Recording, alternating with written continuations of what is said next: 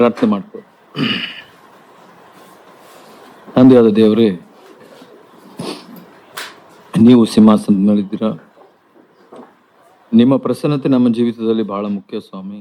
ಹಾಗೇ ಈ ಕೂಟಗಳಲ್ಲಿ ನಿಮ್ಮ ಪ್ರಸನ್ನತೆ ಮುಖ್ಯ. ನಿಮಗಾಗಿ ಜೀವಿಸ್ಲಿಕ್ಕೆ ನಮಗೆ ಸಹಾಯ ಮಾಡು. ನಿನ್ನ ಹೃದಯನ ತಿಳ್ಕೊಳಕ್ಕೆ ನಮಗೆ ಸಹಾಯ ಮಾಡು ಸ್ವಾಮಿ. ನಿನ್ನ ಭಾರ, ನಿನ್ನ ಪ್ರೀತಿ, ನಿನ್ನ ತ್ಯಾಗ ಮತ್ತು ನಿನ್ನ ಯೋಜನೆಗಳು ನಮಗೆ ಅರಿವಾಗಲಿ. ಪವಿತ್ರಾತ್ಮನ ನಡೆಸುವಿಕೆ ಇರಲಿ ಸ್ವಾಮಿ. ಪ್ರಭು ಯೇಸುವಿನ ನಾಮದಲ್ಲಿ ಬೇಡ್ತೀವಿ. ಒಂದು ತಿಮೋತಿ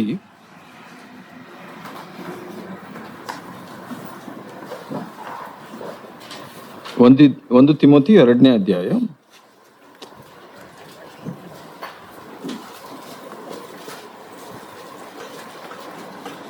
ಸೊ 1ನೇ ಅಧ್ಯಾಯದಲ್ಲಿ 18ನೇ ವಚನ ಯೇಸು ಸ್ವಾಮಿ ಹೇಳ್ತಾರೆ, ಪೌಲ ಇಲ್ಲಿ ಬರೀತಾರೆ, ಮಗನಾದ ತಿಮೋತಿಯನೇ, ನಿನ್ನ ವಿಷಯದಲ್ಲಿ ಮುಂಚೆ ಉಂಟಾದ ಪ್ರವಾದನೆಗಳನ್ನು ನಾನು ನೆನೆಸಿ ನೀನು ಅವುಗಳಿಂದ ಧೈರ್ಯಗೊಂಡು ಕ್ರೈಸ್ತರ ದಿವ್ಯ ಯುದ್ಧವನ್ನು ನಡೆಸಬೇಕೆಂದು ನಿನಗೆ ಆಜ್ಞಾಪನೆ ಮಾಡುತ್ತೇನೆ. ನೋಡಿ, ಇದೇ ವಾಕ್ಯ ನಮಗೆಲ್ಲರಿಗೂ ದೇವರು ಕೊಡುವಂಥದ್ದು. ಏನು, ನಮಗೆ ಪ್ರತ್ಯೇಕವಾಗಿ ಪೌಲ ಪತ್ರ ಬರಿಬೇಕು ಅಂದ್ರೆ ಹೀಗೆ ಬರೀತಾರೆ, ನಿನ್ನ ವಿಷಯವಾಗಿ ದೇವರು ಪ್ರವಾದನೆ ಮಾಡಿದ್ದಾರೆ. ಅಂದ್ರೆ ನಮ್ಮನ್ನ ರಕ್ಷಿಸಿರೋದು ದೇವರು. ಅದು ಯಾಕೆ ಅಂದ್ರೆ ಅವುಗಳಿಂದ, ಅದನ್ನು ನೆನೆಸ್ಕೊಂಡು ಅವುಗಳಿಂದ ಧೈರ್ಯಗೊಂಡು ಕ್ರೈಸ್ತರ ದಿವ್ಯ ಯುದ್ಧವನ್ನು ನಡೆಸಬೇಕೆಂದು ನಿನಗೆ ಆಜ್ಞಾಪನೆ ಮಾಡುತ್ತೇನೆ. ನೋಡಿ, ಆಜ್ಞಾಪನೆ ಅಂದ್ರೆ ಕಮಾಂಡಿಂಗ್ ಯು. ನಾನು ನಿನಗೆ ಆಜ್ಞೆ ಕೊಡ್ತಾ ಇದ್ದೀನಿ, ನೀನು ದಿವ್ಯ ಯುದ್ಧ, ಆ ಒಂದು ಸ್ಪಿರಿಚುವಲ್ ಬ್ಯಾಟಲ್, ಆ ಒಂದು ದೈವಿಕ ಯುದ್ಧವನ್ನು ಹೋರಾಡಬೇಕು. ಸೊ ಅದು ನಮಗೆಲ್ಲ ಅನ್ವಯಿಸುತ್ತೆ, ಪ್ರತಿಯೊಬ್ಬರಿಗೂ. ನಮಗೆಲ್ಲರಿಗೂ ಹೋರಾಟ ಇದೆ ಅಲ್ಲ, ಹೋರಾಟ ಇದೆ. ಕ್ರಿಸ್ತಿಯ ಅಂದ್ರೆ ನಮ್ಮ ನಂಬಿಕೆಯನ್ನು ಕಾಪಾಡಿಕೊಳ್ಳೋದು ಹೋರಾಟ. ಅದಕ್ಕೆ ಪೌಲ ಹೇಳ್ತಾರೆ, I have fought a good fight and kept the faith. ನಾನು ಒಳ್ಳೆ ಹೋರಾಟವನ್ನು ಹೋರಾಡಿ ಕ್ರಿಸ್ತ ನಂಬಿಕೆಯನ್ನು ಕಾಪಾಡಿಕೊಂಡಿದ್ದೀನಿ ಅಂತ. ಸೊ ಹೆಂಗೆ ಕಾಪಾಡ್ಕೊಳ್ಳೋದು? ಪವಿತ್ರಾತ್ಮನ ಶಕ್ತಿಯಿಂದ. ಸೊ ಪ್ರತಿ ದಿವಸ ನಮಗೆಲ್ಲ ಹೋರಾಟ ಇರುತ್ತೆ. ಕೆಲವು ದಿವಸದಿಂದ ಅಂದರೆ ಡಿಸೆಂಬರಲ್ಲಿ ಅನಿಸುತ್ತೆ, ಸಹೋದರ ಸಂತೋಷ್ ಪೂನನ್ CFC ಸಭೆಯಲ್ಲಿ ಒಂದು ಚಿತ್ರ ತೋರಿಸಿದ್ರು. ಚಿತ್ರ ಒಂದು ಸರ್ಕಲ್, ಒಂದು ಚಿಕ್ಕ ಸರ್ಕಲ್ಲು, ಅದರಲ್ಲಿ ನಾವು, ಅದಕ್ಕಿಂತ ದೊಡ್ಡ ಸರ್ಕಲ್ ಕುಟುಂಬ, ಅದಕ್ಕಿಂತ ದೊಡ್ಡ ಸರ್ಕಲ್ ಸಭೆ, ಹೀಗೆ. ಸೊ ದೇವರ ಕೆಲಸ ಹೇಗೆ ನಮ್ಮ ಜೀವಿತದಲ್ಲಿ ನಡೆಯುತ್ತೆ ಅಂದರೆ, ನಮಗೆ ದೇವರು ನಮ್ಮ ದಾಹದ ಮೇರೆಗೆ ನಮಗೆ ಕೃಪೆಯನ್ನು ಕೊಡ್ತಾರೆ. According to our hunger God gives his grace. ಇವಾಗ ನನಗೆ ನನ್ನ ಒಳಗಿನ ಹೋರಾಟಗಳನ್ನು ನಾನು ಹೋರಾಡಬೇಕು. ಸೊ ಆ ಹೋರಾಟ ಮಾಡುವಂಥ ಒಂದು ದಾಹ ಇದ್ರೆ ದೇವರು ನನ್ನ ದಾಹಕ್ಕೆ ತಕ್ಕಂತೆ ನನಗೆ ಕೃಪೆ ಕೊಡ್ತಾರೆ. ಸೊ ಇವಾಗ ಪಾಪದ ಮೇಲೆ ಕಣ್ಣಿನ ಮೋಹ, ಕೋಪ, ಬೇಸರ, ಮನಗೊಂದುವಿಕೆ, ಕಹಿ ಭಾವನೆ ಅಥವಾ ಕ್ಷಮಿಸದೇ ಇರೋದು, ಇದರಲ್ಲಿ ಯಾವುದೇ ಏರಿಯಾದಲ್ಲಿ ಹೋರಾಟ ಇದ್ರೆ ಅಲ್ಲಿ ನಾನು ಹೋರಾಡಬೇಕು. ಹೋರಾಡ್ದೇನೆ ಯೇಸು ಸ್ವಾಮಿಗೇನೆ ಜಯ ಸಿಕ್ಕಿಲ್ಲ, ಹೋರಾಡ್ದೇನೆ ಯಾವ ಜಯನೂ ಸಿಗಲ್ಲ. ಹೋರಾಡಿದ್ರೆ ಮಾತ್ರ ನಮಗೆ ಜಯ ಸಿಗೋದು. ಯೇಸು ಸ್ವಾಮಿಗೂ ಹೌದು, ಪೌಲನಿಗೂ ಹೌದು, ಮತ್ತೆ ಎಲ್ಲ ಗಾಡ್ಲಿ ಪೀಪಲ್ನ, ಜನರನ್ನ ನಾವು ನೋಡ್ತೀವಲ್ಲ, ಅವ್ರಿಗೆಲ್ಲರಿಗೂ ಜಯ ಯಾಕೆ ಸಿಕ್ಕಿದೆ? ಅವ್ರು ಹೋರಾಡಿದ್ದಾರೆ. ಸೊ ಇವಾಗ ಫಾರ್ ಎಕ್ಸಾಂಪಲ್ ಬ್ರಝ್ಯಾಕ್ ನೋಡಿ, ಬ್ರಝ್ಯಾಕ್ಗೆ ಯಾಕೆ ದೇವರು ಕೃಪೆ ಕೊಟ್ಟರು? ಅವ್ರಿಗೆ ದಾಹ ಇದೆ. ಯಾಕೆ ಜಯ ಕೊಟ್ಟರು? ಅವ್ರಿಗೆ ದಾಹ ಇದೆ. ಹಾಗೆ ಅವ್ರನ್ನ ಆ ಜಯ ಕೊಟ್ಟು, ಕೃಪೆ ಕೊಟ್ಟು ಅವ್ರನ್ನ ಒಂದು ಸಾಕ್ಷಿಯನ್ನಾಗಿ ಮಾಡಿದ್ರು. ದೇವರು ಪಕ್ಷಪಾತಿ ಅಲ್ಲ. ಅಪೊಸ್ತಲರ ಕೃತ್ಯ 10 ಕ್ಲಿಯರ್ ಆಗಿ ಹೇಳುತ್ತೆ, ದೇವರು ಕೊರ್ನೇಲಿಯನ್ನ ನೋಡಿ ಪಕ್ಷಪಾತ ತೋರಿಸಿಲ್ಲ. ಅವನಿಗೆ ಯಾವ ದೇವ್ರ ಹತ್ರ ಪ್ರಾರ್ಥನೆ ಮಾಡ್ತಾ ಇದ್ದೀನಿ ಅದು ಗೊತ್ತಿಲ್ಲ. ಆದ್ರೂ ದೇವ್ರ ವಾಕ್ಯ ಏನು ಹೇಳುತ್ತೆ? ಆತನ ಪ್ರಾರ್ಥನೆಗಳು ದೇವರ ಸನ್ನಿಧಿಗೆ ಸಲ್ಲಿಸಲ್ಪಟ್ಟವು ಅಂತ ಹೇಳುತ್ತೆ. ಸೊ ಹಾಗೆ ನಾವು ದೇವರ ಜನರನ್ನ ನಾವು ನೋಡಿದೀವಲ್ವಾ, ದೇವರ ವಾಕ್ಯದಲ್ಲಿ ಮಾತ್ರ ಅಲ್ಲ, ಹೀಗೆ ನಮ್ಮ ಮಧ್ಯದಲ್ಲೇ ದೇವರ ಜನರನ್ನ ನೋಡಿದೀವಿ. ಫಾರ್ ಎಕ್ಸಾಂಪಲ್, ನಾನು ಬ್ರದರ್ ವಿಕ್ಟರ್ ಬಗ್ಗೆ ಯೋಚನೆ ಮಾಡ್ತಾ ಇರ್ತೀನಿ. ಅವರು ನಮ್ಮ ತರನೇ ಇದ್ದಂತ ಒಬ್ಬ ಮನುಷ್ಯ ಅಲ್ವಾ, ನಮ್ಮಂಗೆ ಹೋರಾಡ್ದವ್ರಲ್ವಾ ಅವರು. ಯಾಕೆ ದೇವರು ಅವ್ರನ್ನ ಆ ಮುಂದಕ್ಕೆ ತಗೊಂಡೋಗಿದ್ದಾರೆ? ಅವರ ವೈಯಕ್ತಿಕ ಹೋರಾಟಗಳನ್ನ ಹೋರಾಡಿದರೆ ಅಲ್ಲಿ ದೇವರು ಅವರಿಗೆ ತನ್ನ ಕೃಪೆಯನ್ನ ತುಂಬಿ, ಆ ಕೃಪೆ ಅಲ್ಲಿಂದ ಎಲ್ಲಿ ಹರಿಯುತ್ತೆ? ಕುಟುಂಬ ಜೀವಿತಕ್ಕೆ ಹರಿಯುತ್ತೆ. ಕುಟುಂಬ ಜೀವಿತಕ್ಕೆ ಹರಿದು ಅಲ್ಲಿ ತುಂಬಿದ ಮೇಲೆ ಅಲ್ಲಿಂದ ಎಲ್ಲಿ ಹರಿಯುತ್ತೆ? ಸಭೆಗೆ ಹರಿಯುತ್ತೆ. ಇದು ನಾವು ಮರಿಬಾರ್ದು. ಬ್ರದರ್ ಹೇಳ್ತಾ ಇದ್ರು, ನಮ್ಮ ಕ್ರಿಸ್ತಿಯ ಜೀವಿತ ಬರೀ ವಾಕ್ಯದಲ್ಲಿದೆಯಾ, ನಾವು ಮಾತಾಡೋದ್ರಲ್ಲಿದೆಯಾ? ನನಗೆ ಭಾಳ ಸಲ ನನಗೆ ಅನಿಸಿದೆ, ಭಯ ಆಗುತ್ತೆ ನನಗೆ. ಏನಪ್ಪ ದೇವ್ರೆ, ನಾನು ಮಾತಾಡೋದು ನನ್ನ ಇಷ್ಟನಾ? ಇಲ್ಲ, ಮಾತಾಡೋದಲ್ಲ ನನಗೆ ದೇವ್ರೆ. ಇವಾಗ ನಾನು ಏನೆಲ್ಲ ಶೇರ್ ಮಾಡ್ತೀನಿ, ಫಸ್ಟ್ ಸೆಷನಲ್ಲಿ ಶೇರ್ ಮಾಡಿದ್ರೆ ಅದೆಲ್ಲ ನನಗೆ ಅದು ವಾಕ್ಯ, ಅದೆಲ್ಲ ನನಗೆ ಚಾಲೆಂಜು. ನನ್ನ ಜೀವಿತದಲ್ಲಿ ಅದು ಕೆಲಸ ಮಾಡ್ಬೇಕು, ಅದೇ ನನ್ನ ಭಾರ ಇರೋದು. ಹಂಗೆ ನಿಮ್ಮ ಜೀವಿತದಲ್ಲಿ ಕೆಲಸ ಮಾಡಿದ್ರೆ ಇನ್ನೂ ಒಳ್ಳೆ ಸಂತೋಷ. ಅದಕ್ಕಾಗಿ ನಾವು ಹೀಗೆ ಬರ್ತೀವಿ. ಸೊ ಬೆಂಗಳೂರಿನಲ್ಲಿ ಕೂಡ ಹೇಳ್ತಾ ಇರ್ತೀನಿ, ನಾವು ಸಭೆಯಾಗಿ ಯಾಕೆ ಬರ್ತೀವಿ ಅಂದರೆ, ಯಾಕೆ ಭಾನುವಾರ ಕೂಟಕ್ಕೆ ಬರ್ತೀವಿ ಅಂದರೆ, ನಮ್ಮ ಜೀವಿತದಲ್ಲೆಲ್ಲ ದೇವರು ಕೆಲಸ ಮಾಡ್ತಾ ಇದ್ದಾರೆ. ಮತ್ತೆ ಯಾಕೆ ಕೆಲಸ ಮಾಡಿದ್ದು ಮಾತ್ರ ಅಲ್ಲ, ಇವಾಗ ನಾವು ಸಭೆಗೆ ಬಂದು ಅಲ್ಲಿ ನಾವು ಹಂಚ್ಕೊಳ್ಬೇಕು, ಒಬ್ರ ಹತ್ರ ಒಬ್ರು ಹಂಚ್ಕೊಳ್ಬೇಕು. ಇವತ್ತು ಸಮಯ ಇರುತ್ತೆ, ನೀವು ಎಷ್ಟೋ ಜನರ ಜೀವಿತ ಗೊತ್ತಿಲ್ಲ ನಿಮ್ಗೆ. ಎಷ್ಟೋ ಜನರಿಗೆ ಬೆಂಗಳೂರಿನಲ್ಲಿರೋ ಸಹೋದರರಿಗೆ ಹುಲ್ಗಿನಲ್ಲಿದ್ದವ್ರಿಗೆ ಗೊತ್ತಿಲ್ಲ, ಹುಲ್ಗಿನಲ್ಲಿದ್ದವ್ರಿಗೆ ಬೆಂಗಳೂರಿನವ್ರಿಗೆ ಗೊತ್ತಿಲ್ಲ, ಹಂಗೆ ಬೆಂಗಳೂರಿನವ್ರಿಗೆ ಹುಬ್ಳಿನವ್ರಿಗೆ ಗೊತ್ತಿಲ್ಲ. ಹೀಗೆ ಅಂದ್ರೆ ವೈಯಕ್ತಿಕ ಜೀವಿತಗಳು ಗೊತ್ತಿಲ್ಲ. ಅದನ್ನ ಕಟ್ಲಿಕ್ಕೆ ದೇವ್ರು ಕರ್ಕೊಂಡ್ ಬಂದಿದ್ದಾರೆ ನಮ್ಮನ್ನು. ಮೆಸೇಜ್ ಕೇಳೋದು ನಮ್ಮ ಸವಾಲಿಗಾಗಿ, ಅಂದ್ರೆ ಚಾಲೆಂಜ್ಗಾಗಿ. ಬಟ್ ಆದ್ರೆ ಅನ್ಯೋನ್ಯತೆಯನ್ನು ಕಟ್ಕೊಳ್ಳೋದು, ನಾವು ಒಬ್ರನ್ನೊಬ್ರು ತಿಳ್ಕೊಳ್ಳೋದು, ಅರ್ಥಕೊಳ್ಳೋದು. ಸೊ ಅದರಿಂದ ಏನಾಗುತ್ತೆ? ಸಭೆ ಕಟ್ಟಲ್ಪಡುತ್ತೆ. ಸಭೆ ಹಂಗೆ ಕಟ್ಟಲ್ಪಡೋದು. ಸೊ ಇವಾಗ ದೈವಿಕ ನಾಯಕರನ್ನ ನಾವು ನೋಡಿದಾಗ ಏನ್ ಕಾಣಿಸುತ್ತೆ? ದೇವರ ಕೃಪೆ ಅವರ ಜೀವಿತದಲ್ಲಿ ಕೆಲಸ ಮಾಡುತ್ತೆ. ಸರಿ, ಅವ್ರಿಗೆ ಹೆಂಗೆ ಭಾರ ಬಂತು? ಮೊದಲನೇ ಸೆಷನ್ ನಾನು ಹೇಳ್ತಾ ಇದ್ದೆ, ಅವ್ರಿಗೆ ಯಾಕೆ ಭಾರ ಬಂತು ಅಂದ್ರೆ, ಅವ್ರಿಗೆ ಗೊತ್ತಾಯ್ತು ಅವ್ರ ಕರೆ. ನೀವು ಎಲ್ಲರೂ ಯಾರನ್ನು ಇಲ್ಲಿ ಕುಂತ್ಕೊಂಡಿರೋರು, ನಾನು ಆರ್ಡಿನರಿ ಮನುಷ್ಯ, ನಾನೇನ್ ಬ್ರಜಾಕ್ ಅಲ್ವಲ್ಲ, ನೋ, ಅದು ಎಲ್ಲಿಂದ ಬರೋದು? ಸೈತಾನ್ನಿಂದ ಬರುವಂತ ಮಾತದು. ನೀವು ಬ್ರಜಾಕ್ ಹೌದು, ಬಟ್ ಆದ್ರೆ ಬ್ರಜಾಕ್ ಇರುವಂತ ಕರೆನೇ ನಿಮ್ಗೆಲ್ಲರಿಗೂ ಇದೆ. ಇವಾಗ ಬ್ರಜಾಕ್ ತರ ಆಗ್ಬೇಕು, ಪ್ರೀಚರ್ ಆಗ್ಬೇಕು, ಅದೆಲ್ಲ ಅಲ್ಲ. ಬ್ರಜಾಕ್ ಜೀವಿತದಲ್ಲಿ ಅವ್ರು ಕಂಡುಕೊಂಡಿರೋ ಸಂತೋಷ, ಅವ್ರು ಕಂಡುಕೊಂಡಿರೋ ಜಯ, ಅವ್ರು ಕಂಡುಕೊಂಡಿರೋ ಕೃಪೆ, ಅವ್ರು ಕಂಡುಕೊಂಡಿರೋ ದೇವರ ಜೊತೆ ಆ ಸಂಬಂಧ ನಿಮಗೂ ಇದೆ ಅಲ್ವಾ? ನಮ್ಮೆಲ್ಲರಿಗೂ ಇದೆ, ಪ್ರತಿಯೊಬ್ಬರಿಗೂ ಇದೆ. ಅದು ನಮ್ಮ ಎಲ್ಲ ಹಕ್ಕು. ಅದು ನಮ್ಮ ಬ್ರದರ್ ಹೇಳ್ತಾ ಇದ್ರಲ್ಲ, ಬಾಧ್ಯತೆ ಅಂದ್ರೆ ಅದು ಹಕ್ಕು ನಮ್ದು. ಅದು ನಾವು ಪಡ್ಕೊಳ್ಬೇಕು, ಬಿಡಬಾರ್ದು. ಇಲ್ಲ, ನಾನು ಏನೇ ಆದ್ರೂ ಪರವಾಗಿಲ್ಲ, ಎಷ್ಟೇ ಸೋತಿದ್ರು ಪರವಾಗಿಲ್ಲ, ನಾನು ಮತ್ತೆ ವಾಪಸ್ ಹೋಗ್ಬೇಕು ಅಂತ. ಒಬ್ಬ ಬ್ರದರ್ ಹೀಗೆ ಶೇರ್ ಮಾಡ್ತಾ ಇದ್ರು. ಬ್ರಜಾಕ್ ಹತ್ರ ಸುಮಾರು ಒಂದು 20 ವರ್ಷದ ಮೊದಲು ಹೋಗಿ ಕೇಳಿದ್ರಂತೆ ಅವರು, ಬ್ರಜಾಕ್, ನಿಮ್ಮನ್ನು ನೋಡಿದಾಗೆಲ್ಲ ನನಗೆ ಬಹಳ ಡಿಸ್ಕರೇಜ್ ಆಗುತ್ತೆ. ಯಾಕೆ ಅಂತ ಕೇಳಿದ್ರಂತೆ ತಮಿಳ್ನಾಡಲ್ಲಿ. ಯಾಕೆ ಅಂದ್ರೆ, ನೀವು ಇಷ್ಟು ಮೇಲೆ ಬೆಳೆದಿದ್ರಲ್ಲ, ಅದ್ ನೋಡಿದಾಗ ನಮ್ಗೆ ಅಯ್ಯೋ, ನಾವೆಲ್ಲಿ ಎಷ್ಟು ಕೆಳಗಡೆ ಇದ್ದೀವಿ ಅಂತ ಅನ್ಸುತ್ತೆ ಅಂತ ಹೇಳಿದ್ರಂತೆ. ಅದಕ್ಕೆ ಬ್ರಜಾಕ್ ಹೇಳಿದ್ರಂತೆ, ನಿನ್ಗೆ ವಯಸ್ಸು ಎಷ್ಟು ಅಂತ ಹೇಳಿದ್ರಂತೆ. 25 ಅಂದ್ರಂತೆ. ಸೊ ನನಗೆ 55, 65 ಇರ್ಬೋದು ಅವಾಗ. ಅವ್ರು ಹೇಳಿದ್ರಂತೆ, ನೋಡು, ನೀನು ಸಭೆಗೆ ನನಗಿಂತ ಇಂಥ ಒಳ್ಳೆ ಸಭೆಗೆ ನನಗಿಂತ ಮೊದಲೇ ಬಂದಿದೀಯ. ಹಂಗೆ ನೋಡಿದ್ರೆ, ಅದರ ಲೆಕ್ಕ ನೋಡಿದ್ರೆ ನೀನ್ ನನ್ನ ವಯಸ್ಸಿಗೆ ನನಗಿಂತ ಡಬಲ್ ಆತ್ಮಿಕನಾಗಿರ್ತೀಯ ಅಂತ ಹೇಳಿದ್ರೆ. ಸೊ ಅವರು ಶೇರ್ ಮಾಡೋದು ನಾನು ಕೇಳಿಸ್ಕೊಂಡೆ. ನನ್ನ ವಯಸ್ಸಿಗೆ ನೀನು ಬಂದಾಗ ನೀನು ನನಗಿಂತ ಡಬಲ್ ಆತ್ಮಿಕನಾಗಿರ್ತೀಯ ಅಂತ. ನೋಡಿ, ಅದು ದಾಹ. ಸೊ ಆದ್ರೆ ದೇವ್ರ ಪಕ್ಷಪಾತಿ ಅಲ್ಲ. ಈ ಸಭೆನಲ್ಲಿ ಕೆಲವರು ಬೀಳ್ತಾರೆ, ಹೇಳ್ತಾರೆ, ಅದೆಲ್ಲ ಏನಂದ್ರೆ ಅವರು ದಾಹಕ್ಕೆ ಸೇರ್ಕೊಂಡಿರೋದು. ಅವ್ರ ಕೆಪಾಸಿಟಿಗಲ್ಲ. ಇವಾಗ ಯಾರಿಗೂ ಜಾಸ್ತಿ ಕೆಪಾಸಿಟಿ ಇದೆ, ಕಡಿಮೆ. ನಾನು ಅವಾಗಲೇ ಹೇಳ್ತಾ ಇದ್ದೆ, ಬುದ್ಧಿವಂತಿಕೆ ಎಲ್ಲರಿಗೂ ಬೇರೆ ಬೇರೆ ಇದೆ.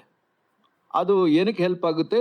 ಈ ಲೋಕದಲ್ಲಿ ಅಥವಾ ಬೈಬಲ್ ತಿಳ್ಕೊಳಕ್ಕೆ ತುಂಬಾ.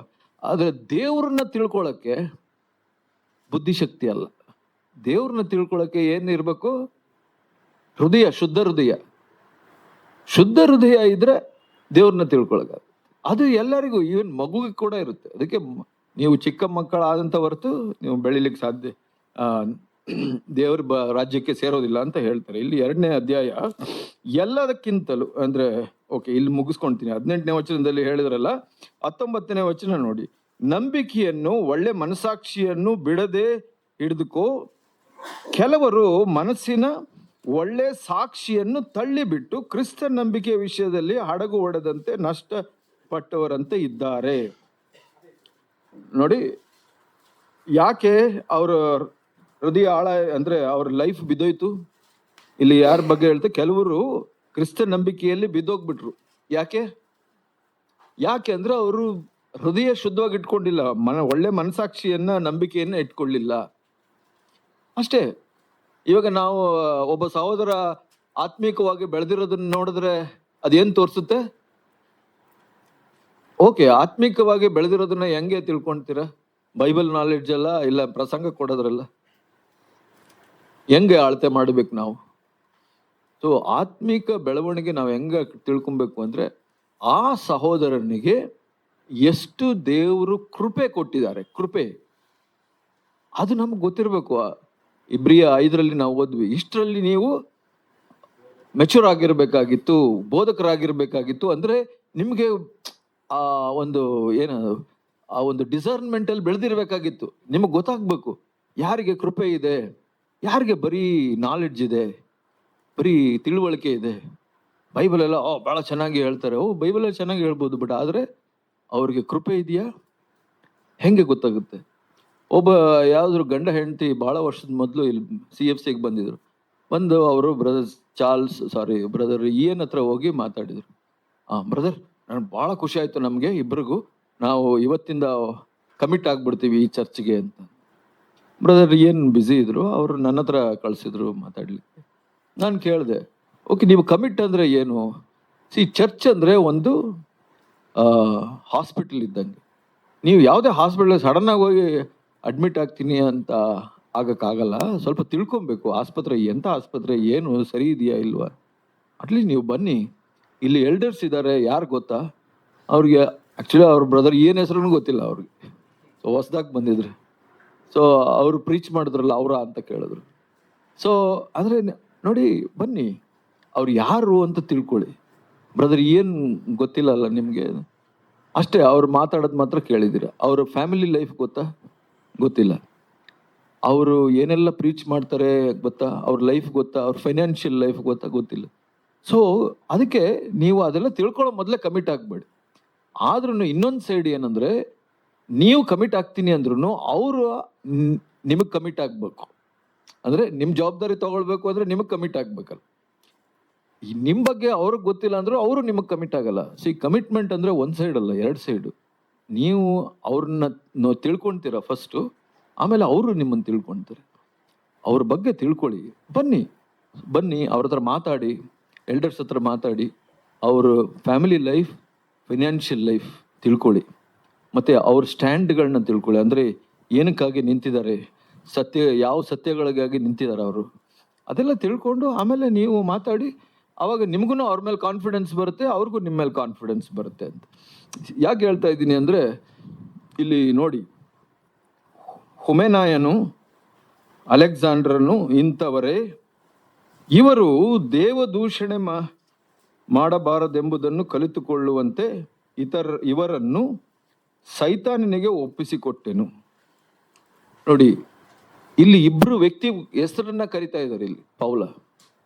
ಇವರಿಬ್ರು ಸರಿ ಇಲ್ಲ, ಇವ್ರ ಲೈಫಲ್ಲಿ ಕೃಪೆ ಇಲ್ಲ, ದೇವರು ಇವ್ರಿಗೆ ಸಹಾಯ ಮಾಡೋಕ್ಕಾಗಿಲ್ಲ. ಇವರು ಲೈಫಲ್ಲಿ ದೇವ ದೂಷಣೆ ಮಾಡ್ತಾ ಇದ್ದಾರೆ. ಆ ದೇವ ದೂಷಣೆ ಆಗ್ಬಾರ್ದು ಅಂತ ಏನ್ ಮಾಡ್ತೀನಿ ಅಂತ ಹೇಳ್ತಾರೆ, ಸೈತಾನನಿಗೆ ಒಪ್ಪಿಸ್ತಾ ಇದ್ದೀನಿ. ನೋಡಿ ಎಷ್ಟು ಬಹಳ ಗಂಭೀರವಾದ. ನೋಡಿ, ಇವರು ಪೌಲನ ಕೋವರ್ಕರ್ಸ್. ಒಂದು ಟೈಮಲ್ಲಿ ಹೆಸರು ಹಿಡಿದು ಯಾಕೆ ಹೇಳ್ತಾ ಇದ್ದಾರೆ ಅಂದ್ರೆ, ನೋಡಿ, ಇವಾಗ ನಾವು ಇರ್ಬೋದು ಸಭೆನಲ್ಲಿ, ಈಗ ನಾವು ಬೆಳಿತಾ ಇದ್ದೀವಾ ಇಲ್ಲ ಬೀಳ್ತಾ ಇದ್ದೀವಾ ಅದು ದೇವ್ರಿಗೆ ಗೊತ್ತಾಗುತ್ತೆ. ನಾವು ಗಂಭೀರವಾಗಿದ್ರೆ ಬೆಳಿತಾ ಇರ್ತೀವಿ. ದೇವ್ರ ಮುಂದೆ ಭಾರವಲ್ಲಿದ್ರೆ ಆ ಒಂದು ಭಾರ ಇದ್ರೆ, ದೇವ್ರನ್ನ ಹುಡುಕ್ತಾ ಇದ್ರೆ, ನಾವು ಒಳ್ಳೆ ಸಹವಾಸದಲ್ಲಿದ್ರೆ ಬೆಳಿತಾ ಇರ್ತೀವಿ. ಇಲ್ಲಾಂದ್ರೆ ಬೀಳೋ ಸಾಧ್ಯತೆ ಸಭೆನಲ್ಲಿ, ಈ ಹುಬ್ಳಿ ಸಭೆಲಿ ಇರ್ಬೋದು, ಹುಲ್ಗಿ ಸಭೆಲಿ ಇರ್ಬೋದು, ಬೆಂಗಳೂರು ಸಭೆ, ಎಷ್ಟೊಂದು ಜನ ಬಿದ್ದೋಗ್ಬಿಟ್ಟಿದ್ದಾರೆ ನಂಬಿಕೆಯಲ್ಲಿ. ಮೊನ್ನೆ ಬ್ರಜಾಕ್ ನನಗೆ ಒಂದು ಲಿಸ್ಟ್ ಕಳಿಸಿದ್ರು. ಇವರೆಲ್ಲ ಎಲ್ಡರ್ಸು, ಫಸ್ಟು ಅಪಾಯಿಂಟ್ ಮಾಡಿದ ಎಲ್ಡರ್ಸು ತಮಿಳ್ನಾಡಲ್ಲಿ, ಕೇರಳದಲ್ಲಿ, ಈ ಕರ್ನಾಟಕದಲ್ಲಿ, ಆಂಧ್ರದಲ್ಲಿ ಲಿಸ್ಟ್ ಕಳಿಸ್ಬಿಟ್ರು. ಜಾನ್ ಇವರೆಲ್ಲ ಇನ್ಯಾರು ಗೊತ್ತಾ ನಿನಗೆ ಅಂತ ಹೇಳಿದ್ರು. ನಾನು ಕೆಲವು ಹೆಸರುಗಳೆಲ್ಲ ಆ್ಯಡ್ ಮಾಡಿದೆ. ಇವರೆಲ್ಲ ಮೊದಲು ಇದ್ರು ಬ್ರದರ್, ಎಲ್ಡರ್ಸ್ ಆಗಿದ್ರು, ಇವತ್ತಿಲ್ಲ. ಅದಕ್ಕೆ ಅವರು ಒಂದು ಲೈನ್ ಬರೆದ್ರು. ಆಮೇಲೆ ನೋಡಿ, ಇವರಲ್ಲಿ ಏನು ಅಂದರೆ, ಇವ್ರ ಕ್ಯಾರೆಕ್ಟರ್ ಏನಂದರೆ, ಇವರು ಜೊತೆಯಲ್ಲಿ ಕೆಲಸ ಮಾಡುವಂಥವ್ರು ಸ್ವಲ್ಪ ಕೀಳಾಗಿ ನೋಡ್ತಾ ಇದ್ರು. ಅಂದರೆ ಅವ್ರಿಗೆ ಈಕ್ವಲ್ ಆಗಿ ನೋಡ್ತಾ ಇರಲಿಲ್ಲ. ನೋಡಿ, ಅದು ಅವ್ರ ಅಬ್ಸರ್ವೇಷನ್. ಇವ್ರ ಪ್ರಾಬ್ಲಮ್ ಎಲ್ಲಿ ಸ್ಟಾರ್ಟ್ ಆಯಿತು ಅಂದರೆ, ಎಲ್ಲಿವರೆಗೂ ಅವರು ಇತರರನ್ನ ತಮ್ಮ ಸಮವಾಗಿ ನೋಡಿಕೊಂಡು ಅವ್ರ ಜೊತೆ ಇದ್ರು ಅಲ್ಲಿವರೆಗೂ ಓಕೆ ಆಗಿದ್ರು. ಯಾವಾಗ ಅವರು ನಾವು ಸುಪೀರಿಯರು, ನಾವು ಸೀನಿಯರ್ ಎಲ್ಡರ್ಸ್, ಬೇರೆಯವರೆಲ್ಲ ಜೂನಿಯರ್, ಅವ್ರ ಮಾತೇನು ಕೇಳಬೇಕು ಅಂತ ಬಂತು, ಆವಾಗಲೇ ಬಿದ್ದೋಗ್ಬಿಟ್ರು ಅಂತ ಹೇಳಿದ್ರು. ನೋಡಿ, ಇಲ್ಲಿ ಅವ್ರ ಬಗ್ಗೆ ಇದು ಯಾಕೆ ಅಂದರೆ, ಇದು ಒಂದು ವಾರ್ನಿಂಗ್ ನಮಗೆ. ಅದರಿಂದ ಭಯನೂ ಬರುತ್ತೆ ನಮಗೆ. ಇವಾಗ ನಾವು ಕೇರ್ಲೆಸ್ ಆಗಿದ್ರೆ ದೇವ್ರ ಮುಂದೆ, ದೇವರು ನಮ್ಮನ್ನ ಎತ್ತು ಬಿಸಾಕೋದು ಭಾಳ ಈಸಿ. ಆದರೆ ದೇವರು ಬಿಡಲ್ಲ. ಇಲ್ಲಿ ಪೌಲ ಇವರಿಬ್ಬರು ಹೆಸರನ್ನ ಮೆನ್ಷನ್ ಮಾಡಬೇಕು ಅಂದರೆ, ದೇವರು ಬಹಳಷ್ಟು ಅವ್ರ ಬಗ್ಗೆ ಕಾದು ಕಾದು ಕಾದು ಕಡೆಗೆ ಅವ್ರ ಹೆಸರನ್ನ ಎಕ್ಸ್ಪೋಸ್ ಮಾಡಿರ್ತಾರೆ. ಸೊ ಇಲ್ಲಿ ಪೌಲ ಭಾರದಿಂದ ಹೇಳ್ತಾ ಇದ್ದಾರೆ. ಅವರೇನು ಅವ್ರ ಮೇಲೆ ಭಾಳ ಬೇಸರ ಮಾಡ್ಕೊಂಡು ಹೇಳ್ತಾ ಇಲ್ಲ. ಒಂದು ಭಾರ, ಇವರು ಅಟ್ಲೀಸ್ಟ್ ಸರಿ ಆಗ್ಬಹುದು, ಸೈತಾನ ಏನಾದರೂ ಅವ್ರಿಗೆ ಹಿಂಸೆ ಕೊಡ್ಲಿ, ಅದರಿಂದಾದ್ರೆ ಅವರು ರಿಪೆಂಟ್ ಆಗಲಿ ಅಂತ ಅಂದ್ಬಿಟ್ಟು ಅವ್ರು ಹೇಳ್ತಾ ಇದ್ದಾರೆ ಇಲ್ಲಿ. ಸೊ ನಂತರ ಏನು ಹೇಳ್ತಾರೆ, ಎಲ್ಲದಕ್ಕಿಂತಲೂ ಮೊದಲು 2ನೇ ಅಧ್ಯಾಯ, ಮನುಷ್ಯರೆಲ್ಲರಿಗೋಸ್ಕರ ದೇವರಿಗೆ ವಿಜ್ಞಾಪನೆಗಳನ್ನು, ಪ್ರಾರ್ಥನೆಗಳನ್ನು, ಮನವಿಗಳನ್ನು, ಕೃತಜ್ಞತಾ ಸ್ತೋತ್ರಗಳನ್ನು ಮಾಡಬೇಕೆಂದು ಬೋಧಿಸುತ್ತೇನೆ. ನಮಗೆ ಸುಖ ಸಮಾಧಾನಗಳು ಉಂಟಾಗಿ ನಾವು ಪೂರ್ಣ ಭಕ್ತಿಯಿಂದಲೂ ಗೌರವದಿಂದಲೂ ಕಾಲಕ್ಷೇಪ ಮಾಡುವಂತೆ ಅರಸುಗಳಿಗಾಗಿಯೂ ಎಲ್ಲ ಅಧಿಕಾರಿಗಳಿಗೂ ವಿಜ್ಞಾಪನೆ ಮಾಡಬೇಕು. ಹಾಗೆ ಮಾಡುವುದು ನಮ್ಮ ರಕ್ಷಕನಾದ ದೇವರ ಸನ್ನಿಧಿಯಲ್ಲಿ ಮೆಚ್ಚುಗೆಯಾಗಿಯೂ ಯೋಗ್ಯವಾಗಿಯೂ ಅದೇ. ಎಲ್ಲ ಮನುಷ್ಯರು ರಕ್ಷಣೆಯನ್ನು ಹೊಂದಿ ಸತ್ಯದ ಜ್ಞಾನಕ್ಕೆ ಸೇರಬೇಕೆಂದು ಎಂಬುದು ದೇವರ ಚಿತ್ತವಾಗಿದೆ. ಏಕೆಂದರೆ ದೇವರು ಒಬ್ಬನೇ, ದೇವರಿಗೂ ಮನುಷ್ಯರಿಗೂ ಮಧ್ಯಸ್ಥನು ಒಬ್ಬನೇ, ಆತನು ಮನುಷ್ಯನಾಗಿರುವ ಯೇಸು ಕ್ರಿಸ್ತ ಯೇಸುವೆ.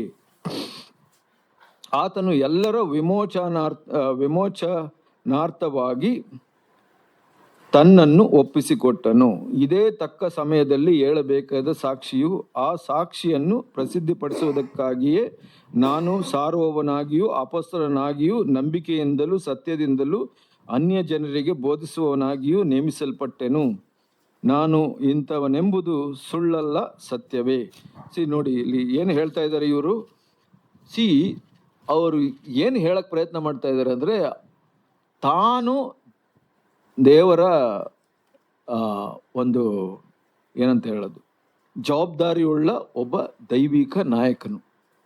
ಅವ್ರು ತಿಮೋತಿಗೆ ಹೇಳ್ತಾ ಇದ್ದಾರೆ, ತಿಮೋತಿ ನೀನು ಹಿಂಗೆ ಇರಬೇಕು, ಅಂದರೆ ನೀನು ಪ್ರಾರ್ಥನೆ ಮಾಡುವಂಥವನಾಗಿರ್ಬೇಕು, ದೇವ್ರ ಮುಂದೆ ಸರಿಯಾಗಿ ಜೀವಿಸ್ಬೇಕು. ನೋಡಿ, ಎಲ್ಲರಿಗೋಸ್ಕರ ನೀನು ಪ್ರಾರ್ಥನೆ ಮಾಡುವಂಥವನಾಗಿರ್ಬೇಕು, ಅಧಿಕಾರಕ್ಕಾಗಿ ಪ್ರಾರ್ಥನೆ ಮಾಡುವಂಥನಾಗಿರ್ಬೇಕು. ಸೊ ಇದನ್ನೆಲ್ಲ ಹೇಳ್ತಾ ಇದ್ದಾರೆ. ಮತ್ತೆ ಇಲ್ಲಿ ಹೇಳ್ತಾರೆ, ನಾನು ಇದಕ್ಕೆ ನಾವು ಸಾಕ್ಷಿಗಳಾಗಿದ್ದೇವೆ, ನಾನು ದೇವರಿಂದ ನೇಮಿಸಲ್ಪಟ್ಟಿದ್ದೇನೆ. ಇಲ್ಲಿ ಇವರು ಭಾರದಿಂದ ತಿಮೋತಿಗೆ ಬರಿತಾ ಇದ್ದಾರೆ. ಅದರ ನಂತರ ಏನು ಹೇಳ್ತಾರೆ 8ನೇ ವಚನದಲ್ಲಿ, ಹೀಗಿರಲಾಗಿ ಪುರುಷರು ಎಲ್ಲ ಸ್ಥಳಗಳಲ್ಲಿ ಕೋಪವು ವಾಗ್ವಾದವು ಇಲ್ಲದವರಾಗಿ ಭಕ್ತಿಪೂರ್ವಕವಾಗಿಯೇ ಕೈಯನ್ನೆತ್ತಿ ಪ್ರಾರ್ಥಿಸಬೇಕೆಂದು ಅಪೇಕ್ಷಿಸುತ್ತೇನೆ.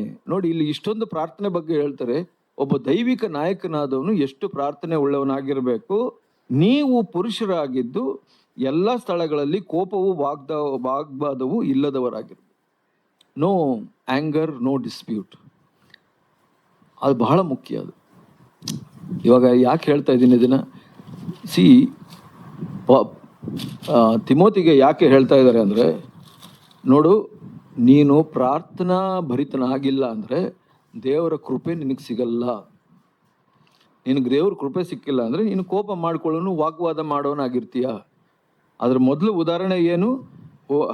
ಹುಮೇನಾಯ, ಅಲೆಕ್ಸಾಂಡರ್ ಇದೇ ಥರ ಬಿದ್ದೋಗ್ಬಿಟ್ರು.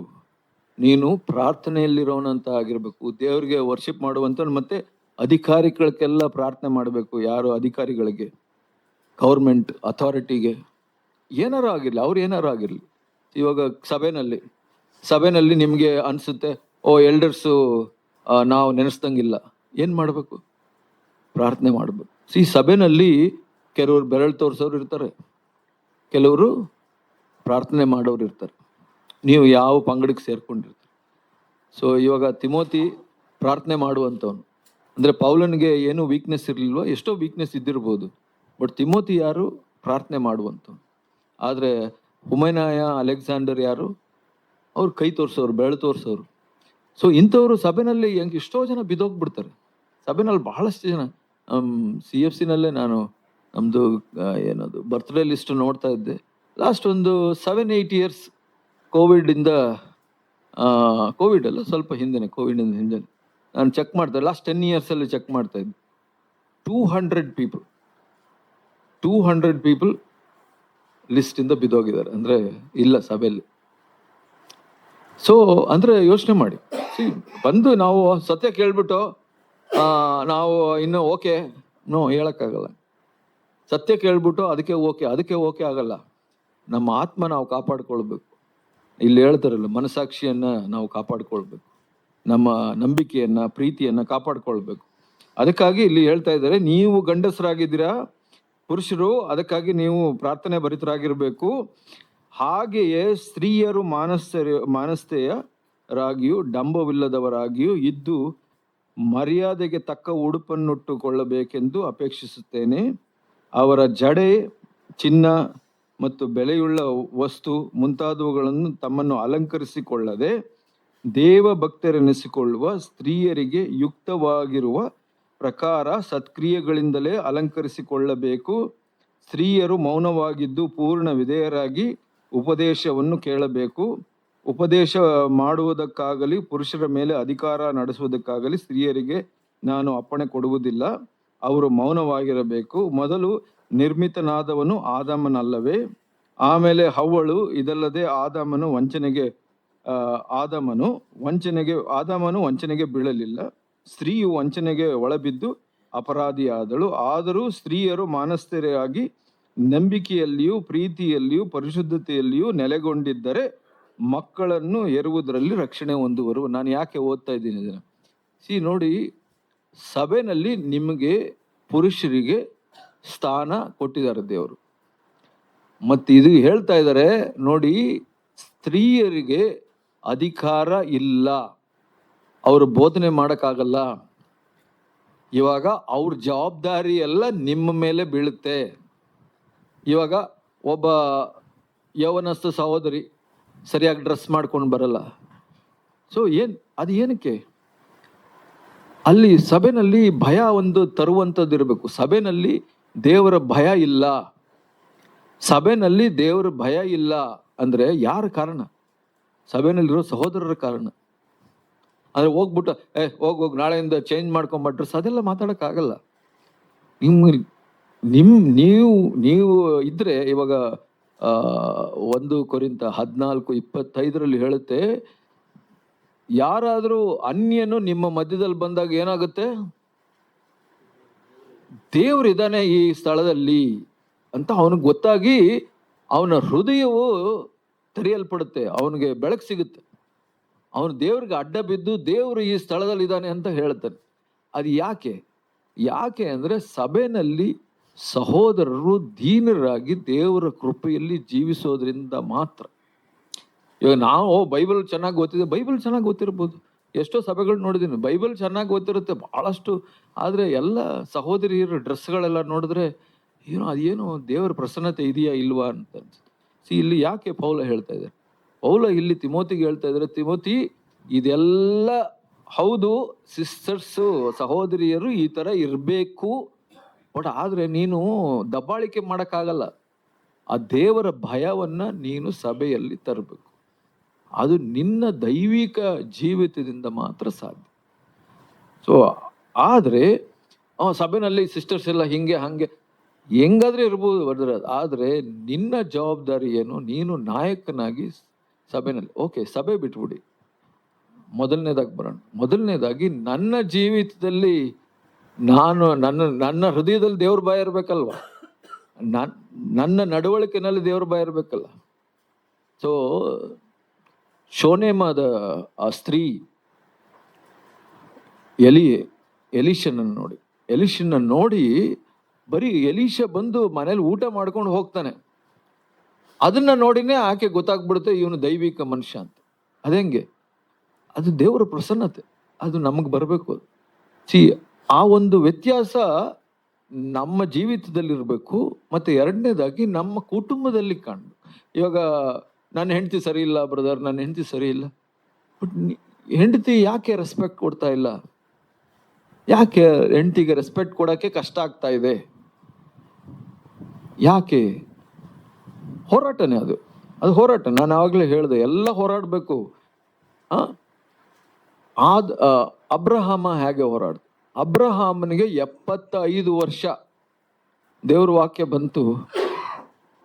ಆವಾಗ ಅವನು ಹೆಂಡತಿಗೆ ಹೇಳ್ತಾನೆ, ನಾವು ಹೋಗ್ತಾ ಇದ್ದೀವಿ ಎಲ್ಲಿ ನೋಡಿ, ಕ್ಯಾಲ್ಡಿಯನ್ ಊರು ಅನ್ನೋ ಒಂದು ಸ್ಥಳ, ಕಲ್ದಿಯರ ಸ್ಥಳ ಅದು. ಅಲ್ಲಿಂದ ನಾವು ಹೋಗ್ತಾ ಇದ್ವಿ. ಎಲ್ಲಿಗೆ ಹೋಗ್ತಾ ಇದ್ವಿ ಗೊತ್ತಿಲ್ಲ, ಯಾರು ಹೇಳಿದ್ರು? ದೇವ್ರು ಹೇಳಿದ್ರು. ನೋಡಿ, ಅಷ್ಟು ಶ್ರೀಮಂತನಾಗಿದ್ದ ವ್ಯಕ್ತಿ ನಾನು ಹೋಗ್ತಾ ಇದ್ದೀನಿ ಅಂದಾಗ ಹೆಂಡತಿ ಓಕೆ ಸ್ವಾಮಿ ನಾನು ಬರ್ತೀನಿ ಅಂತೇಳಿ. ಯಾಕೆ? ನೋಡಿ, ಅವನು ಆ 75 ವರ್ಷ ತನ್ನ ಹೆಂಡತಿಯ ಒಂದು ಕಾನ್ಫಿಡೆನ್ಸ್, ಭರವಸೆನ ಸಂಪಾದನೆ ಮಾಡ್ತಾರೆ. ಅದಕ್ಕೆ ಆಕೆ ಸರಿ ಹೋಗಿ ಬರ್ತೀನಿ ಅಂತೇಳಿ. ಇಲ್ಲ ಅಂದ್ರೆ ಆಕೆ ಹೇಳ್ಬೋದಿತ್ತು, ಸರಿ ನೀನು ಹೋಗು, ನನಗೂ ರಿಲೇಟಿವ್ಸ್ ಇದ್ದಾರೆ ಇಲ್ಲಿ, ಎಲ್ಲ ರಿಲೇಟಿವ್ಸ್, ನಾನು ಇರ್ತೀನಿ ನೀನು ಹೋಗು ಅಂತ ಹೇಳ್ಬೋದಿತ್ತು. ಬಟ್ ಇಲ್ಲ, ಆಕೆ ಗೊತ್ತಾಯ್ತು ನನ್ನ ಗಂಡ ದೇವ್ರಿಗೆ ಭಯ ಪಡ್ತಾನೆ, ಅವನು ಹೇಳಿದ್ರೆ ಅದು ನಿಜ ದೇವರಿಂದ ಬಂದಿದೆ. ನೋಡಿ, ಇದು ಅದಕ್ಕೆ ಸಾರಾಳು ಅಬ್ರಹಾಮನಿಗೆ ಒಳಪಟ್ಟಿದ್ದು. ಅಬ್ರಹಾಮ ದಬ್ಬಾಳಿಕೆ ಮಾಡುವಂಥ ವ್ಯಕ್ತಿ ಅಲ್ಲ. ಅಬ್ರಹಾಮ ಈ ಥರ ನಮ್ಮ ಥರ ಮಾತಾಡೋದು, ನಾನು ಹೇಳ್ತಾ ಇದ್ದೀನಿ ಹೋಗೋಣ ಬಾ, ಆ ಥರ ಮಾತಾಡಲ್ಲ. ಅದರಲ್ಲಿ ಅವನು ಕಂಡುಕೊಂಡು ಅದು ಮಾತ್ರ ಅಲ್ಲ, ಅವನ ಮಗ ಕೂಡ, ಅವನ ಮಗ ಒಂದು 20 ವರ್ಷ ಇರ್ಬೋದು ಅಲ್ವಾ, 17 ವರ್ಷ ಇರ್ಬೋದು. ಆ ಕಟ್ಟಿಗೆಯಲ್ಲೇ ಎತ್ಕೊಂಡು ಹೋಗ್ತಾನೆ ಮೇಲೆ, ಎಲ್ಲಿಗೆ? ಆ ಬೆಟ್ಟಕ್ಕೆ, ಮೌಂಟ್ ಮೊರೆ ಎತ್ಕೊಂಡು ಹೋಗ್ಬೇಕು ಅಂದ್ರೆ ಅಷ್ಟು ವಯಸ್ಸಾಗಿತ್ತು. ಆದರೆ ಅಪ್ಪ ಇಲ್ಲಪ್ಪ, ನನಗೆ ದೇವ್ರು ಹೇಳಿದ್ದಾರೆ ನಿನ್ನನ್ನ ಬಲಿ ಕೊಡಬೇಕು ಅಂತ ಅಂದಾಗ ಅವನೇ ಹೋಗಪ್ಪ, ನಿನಗೇನು ಬುದ್ಧಿ ಇಲ್ವಾ ಅಂತ ಅಂದ್ಬಿಟ್ಟು ಹೋಗ್ಲಿಲ್ಲ, ತಳ್ಬಿಟ್ಟು ಹೋಗ್ಬೋದಿತ್ತು. ಬಟ್ ಅವನೇ ಮಲ್ಕೊಳ್ತಾನೆ, ಅಪ್ಪನಿಗೆ ಕೈ ಕಟ್ಟಕ್ಕೆ ಹೇಳ್ತಾನೆ. ಯಾಕೆ? ಅದು ಅವನು ಗೆದ್ಕೊಂಡಂತ ಕಾನ್ಫಿಡೆನ್ಸ್. ಅವನೇನು ನಾನು ಹೇಳಿದ್ ಕೇಳು ಹಂಗೆ ಆ ಥರ ಭಾಷೆ ಮಾತಾಡಿಲ್ಲ ಅವನು. ಇದು ಬಹಳ ಮುಖ್ಯ. ಇದು ನಾವು ನಮ್ಮ ಕುಟುಂಬಗಳನ್ನ ನಾವು ದೇವರ ಶಕ್ತಿಯಿಂದ ಗೆಲ್ಲುವಂಥದ್ದು, ಅದು ನಾಯಕತ್ವ. ಲೋಕದಲ್ಲಿ ಅಧಿಕಾರ ಎಲ್ಲಿಂದ ಬರುತ್ತೆ? ಮೇಲಿಂದ ಬರುತ್ತೆ. ಫಸ್ಟ್ ಅಧಿಕಾರನ ಅಪಾಯಿಂಟ್ ಮಾಡ್ತಾರೆ, ಕೆಳಗಡೆ ಕೆಲಸದವ್ರನ್ನ ಕೊಡ್ತಾರೆ. ಅವ್ರು ಏನ್ ಹೇಳ್ತಾರೆ? ನಾನು ಹೇಳ್ತೀನಿ ನೀ ಕೇಳು ಅಂತ ಹೇಳ್ತಾರೆ. ಎಲ್ಲಿಂದ ಬರುತ್ತೆ ಅಧಿಕಾರ? ಮೇಲಿಂದ ಬರುತ್ತೆ. ಬಟ್ ಆದ್ರೆ ಸಭೆನಲ್ಲಿ, ಕುಟುಂಬದಲ್ಲಿ ಅಧಿಕಾರ ಎಲ್ಲಿಂದ ಬರುತ್ತೆ? ಅಧಿಕಾರಕ್ಕೆ ಒಳಪಡುವಂಥದ್ದು ಕೆಳಗಡೆಯಿಂದ ಬರುತ್ತೆ. ಲೋಕದಲ್ಲಿ ಮೇಲ್ಗಡೆಯಿಂದ ಅಧಿಕಾರ ಇರೋದ್ರಿಂದ ಒಳಪಡ್ತಾರೆ. ಆದ್ರೆ ಈ ಸಭೆನಲ್ಲಿ, ಕುಟುಂಬದಲ್ಲಿ ಅಧಿಕಾರ ಎಲ್ಲಿಂದ? ಕೆಳಗಡೆಯಿಂದ ಸ್ವೀಕರಿಸ್ತಾರೆ. ನಿಮ್ಮ ಸಭೆನಲ್ಲಿ ಯಾರು ಇದ್ದು ನಿಮ್ಗೆ ಒಳಪಡಕ್ಕೆ ಇಷ್ಟ ಇಲ್ಲ ಅಂದ್ರೆ ಅವ್ರಿಗೆ ಹೇಳ್ಬೋದು, ಬೇರೆ ಸಭೆಗೆ ಹೋಗಿ ಅಂತ ಹೇಳ್ಬೋದು. ಯಾಕೆಂದ್ರೆ ಅವ್ರು ನಿಮ್ಮನ್ನು ಸ್ವೀಕರಿಸ್ತಾ ಇಲ್ಲ. ಬಟ್ ಆದ್ರೆ ನಿಮ್ಮ ಕುಟುಂಬದಲ್ಲೇ ನಿಮ್ಮ ಅಧಿಕಾರನ ನೀವು ಒಳಪಡಕ್ ಆಗ್ತಾ ಇಲ್ಲ, ಸ್ವೀಕರಿಸ್ತಾ ಇಲ್ಲ ನಿಮ್ಮ ಹೆಂಡತಿ ಮಕ್ಕಳು ಅಂದ್ರೆ ನೀವು ಪ್ರಶ್ನೆ ಕೇಳ್ಕೊಳ್ಬೇಕು, ಯಾಕೆ ಅಂತ. ವಿಶ್ವಾಸಿ ಆಗಿರ್ಲಿ ಅವಿಶ್ವಾಸಿ ಆಗಿರ್ಲಿ ಅದು ಸೆಕೆಂಡ್. ಬಟ್ ಆದ್ರೆ ನಿಮ್ಮ ಜೀವಿತದಲ್ಲಿ ಉಳುಕಿದ್ರೆ ನೀವು ದೇವ್ರು ಅಂದ್ರೆ ನಿಮ್ಮ ಮನೆಯಲ್ಲಿ ಅವರು ಅಧಿಕಾರ ಸ್ವೀಕರಿಸೋಕೆ ಕಷ್ಟ ಆಗುತ್ತೆ. ಸೊ ಅದನ್ನ ಇಲ್ಲಿ ಹೇಳ್ತಾ ಇದ್ದಾರೆ ಅವರು. ಇಲ್ಲಿ ಯಾಕೆ ಸ್ತ್ರೀಯರ ಬಗ್ಗೆ ಹೇಳ್ತಾರೆ ಅಂದ್ರೆ, ನೀವು ಗಂಡಸರು ಜವಾಬ್ದಾರಿ. ಸಭೆನಲ್ಲಿ ಒಂದು ಆರ್ಡರ್ ಇಲ್ಲ ಅಂದ್ರೆ ನೀವು ಎಲ್ಲ ಸಹೋದರರು ಜವಾಬ್ದಾರಿ. ನಾನು ಮತ್ತೆ ಮತ್ತೆ ಹೇಳ್ತಾ ಇದ್ದೀನಿ, ಎಲ್ಲ ಸಹೋದರರು. ಯಾಕೆ ಅಂದ್ರೆ ನೋಡಿ, ಈ ಲೋಕದಲ್ಲಿ ಇನ್ನೊಂದು ಸಿಸ್ಟಮ್ ಇದೆ. ಯಾರು? ಕ್ರೈಸ್ತರಲ್ಲಿ ಪಾಸ್ಟರ್ ಸಿಸ್ಟಮ್. ಈ ಪಾಸ್ಟರ್ ಸಿಸ್ಟಮ್ ಬಹಳ ಡೇಂಜರಸ್ ಸಿಸ್ಟಮ್. ಈ ಪಾಸ್ಟರ್ ಸಿಸ್ಟಮ್ ಏನಂದ್ರೆ, ಹಳೆ ಒಡಂಬಡಿಕೆಯಲ್ಲಿ ಯಾಜಕ ಮಾಡ್ತಾನೆ, ಪ್ರವಾದಿ ಮಾಡ್ತಾನೆ, ಅವ್ರಿಗೆ ಬಿಟ್ಬಿಡಿ, ನಾವೆಲ್ಲ ಅವ್ರು ಹೇಳಿದ್ ಕೇಳ್ಕೊಂಡಿರ್ತೀವಿ. ಈ ಹೊಸ ಒಡಂಬಡಿಕೆಯಲ್ಲಿ ಹಂಗಿಲ್ಲ. ಹೊಸ ಒಡಂಬಡಿಕೆಯಲ್ಲಿ ಪ್ರತಿಯೊಬ್ಬರು ನಾವು ಜವಾಬ್ದಾರ. ಯಾಕೆಂದ್ರೆ ಇದು ಕುಟುಂಬ. ಹಳೆ ಒಡಂಬಡಿಕೆಯಲ್ಲಿ ಅಧಿಕಾರಗಳಿಂದ್ರೆ ಇದು ಅವರ ಸೇವಕರು ಮತ್ತೆ ಅವ್ರಿಗೆಲ್ಲ ಅಧಿಕಾರಗಳನ್ನ ಕೊಡ್ತಾ ಇದ್ರು, ಅಂದ್ರೆ ಅವ್ರಿಗೆ ಜವಾಬ್ದಾರಿಗಳನ್ನ ಕೊಡ್ತಾ ಇದ್ರು. ಆದ್ರೆ ಹೊಸ ಒಡಂಬಡಿಕೆಯಲ್ಲಿ ಆತರ ಇಲ್ಲ. ಹೊಸ ಒಡಂಬಡಿಕೆಯಲ್ಲಿ ದೇವ್ರು ಕಟ್ತಾ ಇರೋದು ಕುಟುಂಬ. ಅದಕ್ಕಾಗಿ ಎಲ್ಲರಿಗೂ, ಪ್ರತಿಯೊಬ್ಬರಿಗೂ ದೇವರ ಅರಿವಿರ್ಬೇಕು. ಅದನ್ನ ನಾವು ಕಲಿಸ್ಕೊಡ್ಬೇಕು. ಯಾರನ್ನು ನಾವು ದಬ್ಬಾಳಿಕೆಯಿಂದ ಹೇಳಿಕ್ಕಾಗಲ್ಲ. ನೀವ್ ಹೀಗ್ ಮಾಡಿ, ಹಾಗ್ ಮಾಡಿ. 1 ಪೇತ್ರ 5 ಹೇಳುತ್ತೆ.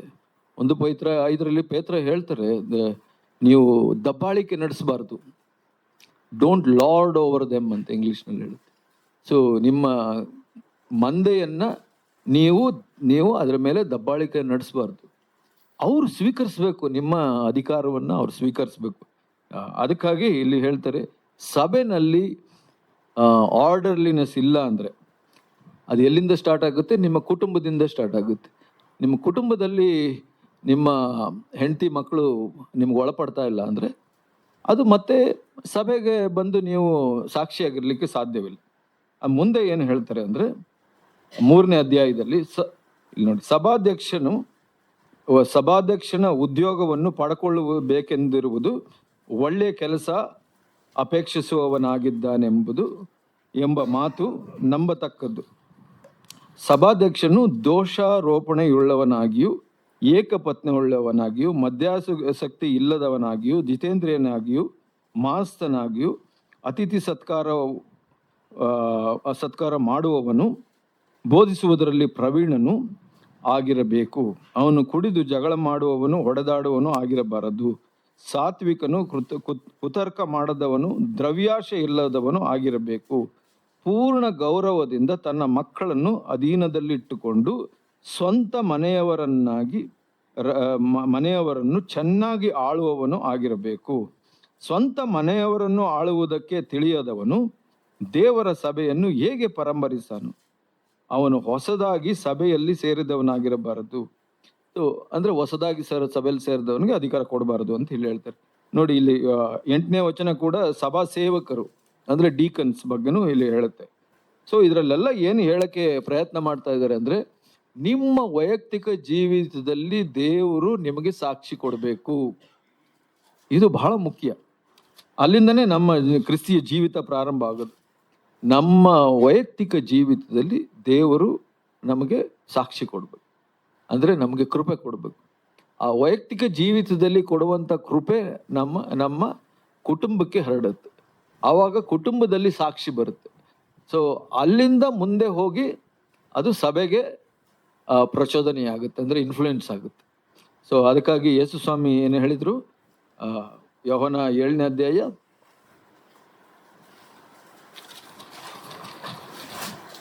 ಅದಕ್ಕಾಗಿ ಇದನ್ನೆಲ್ಲ ನಾವು ಕೇಳುವಾಗ ಏನನ್ಸುತ್ತೆ, ನಮ್ಗೆ ಬಹಳ ದಾಹ ಬರಬೇಕು. ದಾಹ, ದೇವ್ರೇ ನನಗೆ ಇದು ಬೇಕು. ಇದು ನನ್ನ ಹೃದಯದಲ್ಲಿ ಏನೇ ಪರಿಸ್ಥಿತಿ ಇದ್ರು ನನ್ನ ಹೃದಯದಲ್ಲಿ ನಾನು ಅಲ್ಲಾಡುವಂತವನಾಗಿರಬಾರ್ದು. ನನ್ನ ಹೃದಯದಲ್ಲಿ ಕೃಪೆ ಇರಬೇಕು. ಎಲ್ಲಿ ಹೇಳುತ್ತೆ? ಇಲ್ಲಿ 7ನೇ ಬರೋದಕ್ಕಿಂತ ಇಬ್ರಿಯ 13:9 ಯಾರಾದ್ರೂ ಓದ್ತೀರಾ? ಇಬ್ರಿಯ 13:9.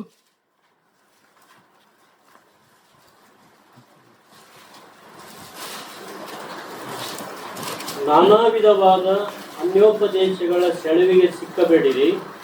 ದೇವರ ಕೃಪೆಯನ್ನು ಆತುಕೊಂಡು ಮನಸ್ಸನ್ನು ದೃಢ ಮಾಡಿಕೊಳ್ಳುವುದು ಉತ್ತಮವೇ.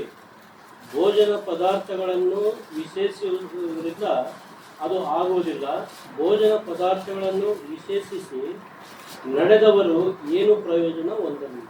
ಸೊ ಇಲ್ಲಿ ಇಂಗ್ಲಿಷ್ನಲ್ಲಿ ಅದು ಸರಿಯಾಗಿ ಬರುತ್ತೆ, ಇಲ್ಲಿ ಕನ್ನಡ ಇಂಗ್ಲಿಷ್ನಲ್ಲಿ ಓದಿ, ಇಂಗ್ಲಿಷ್ನಲ್ಲಿ ಇದೆಯಾ 13:9. Do not be carried away by varied and strange teachings.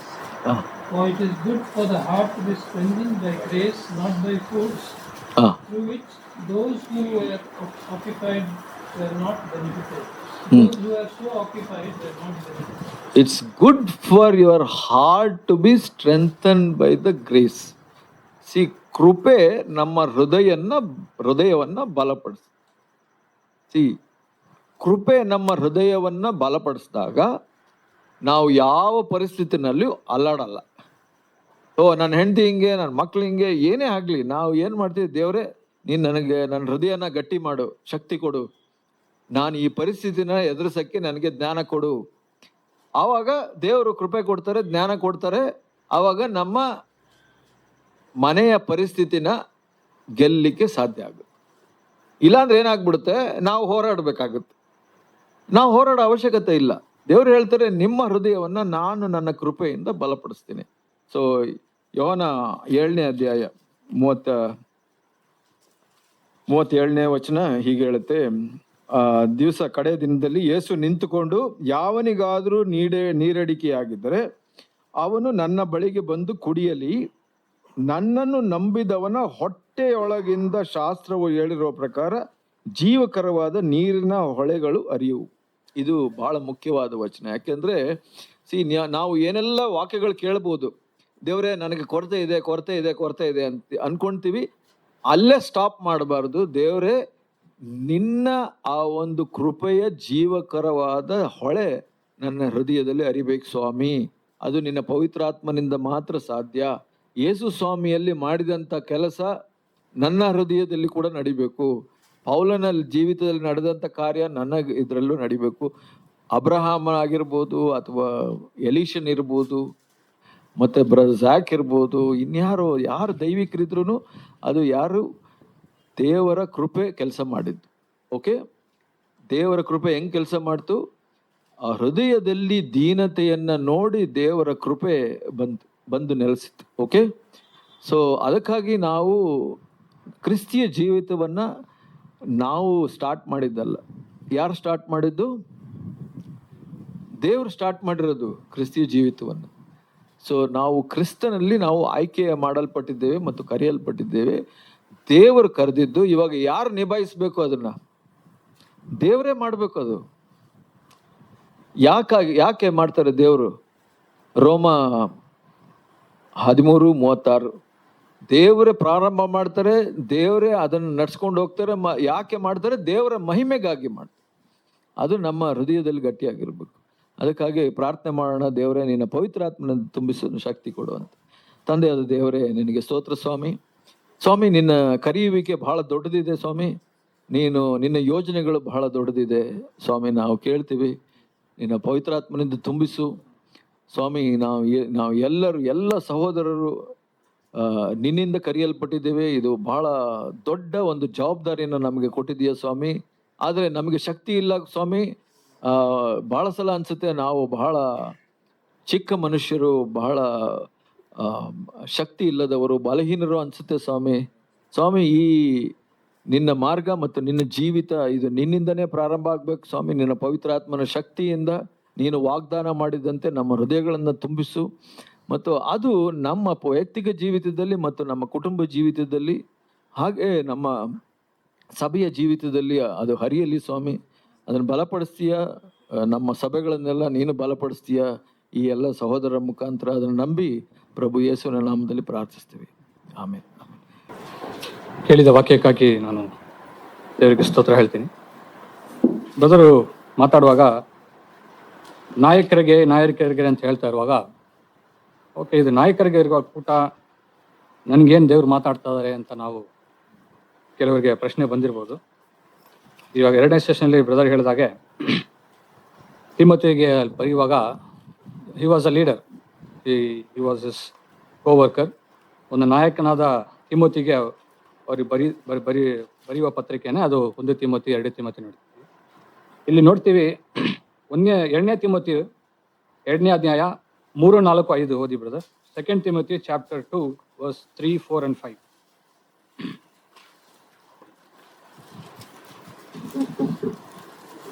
ಕ್ರಿಸ್ತ ಯೇಸುವಿನ ಒಳ್ಳೆಯ ಸೈನಿಕನಂತೆ ನಮ್ಮೊಂದಿಗೆ ಶ್ರಮೆಯನ್ನು ಅನುಭವಿಸಿ. ಯುದ್ಧಕ್ಕೆ ಹೋಗುವ ಸೈನಿಕನು ಲೋಕ ವ್ಯವಹಾರದಲ್ಲಿ ಸಿಕ್ಕಿಕೊಳ್ಳದೆ ತನ್ನನ್ನು ಸೈನ್ಯದಲ್ಲಿ ಸೇರಿಸಿಕೊಂಡವರನ್ನು ಮೆಚ್ಚಿಸುವುದಕ್ಕೆ ಪ್ರಯಾಸ ಪಡುತ್ತಿರುವವನಲ್ಲದೆ, ಇದಲ್ಲದೆ ಯಾವನಾದರೂ ರಂಗಸ್ಥಳದಲ್ಲಿ ಎದುರಾಳಿಗಳೊಡನೆ ಹೋರಾಡುವಾಗ ನಿಯಮದ ಪ್ರಕಾರ ಹೋರಾಡದಿದ್ದರೆ ಅವನಿಗೆ ಜಯಮಾಲೆ ದೊರೆಯುವುದಿಲ್ಲ. ಇಲ್ಲಿ ಪೌಲನು ತಿಮೋತಿಯವರಿಗೆ ಹೇಳುವಾಗ ಒಂದು ಸ್ಪಷ್ಟವಾದ ಅಲ್ಲಿ 3 ಕ್ಯಾರೆಕ್ಟರ್ ಹೇಳ್ತಾರೆ. ಅದರಲ್ಲಿ ಒಂದು ಸೈನಿಕನಾಗಿ is challenging Timothy to be a soldier for Christ, be a good soldier. That's what English translation ಹೇಳ್ತದೆ. ಇಲ್ಲೂ ಅದೇ ಹೇಳಿದೆ, ಒಳ್ಳೆಯ ಸೈನಿಕನಂತೆ ನನ್ನೊಂದಿಗೆ ಶ್ರಮೆಯನ್ನು ಭಾವಿಸು.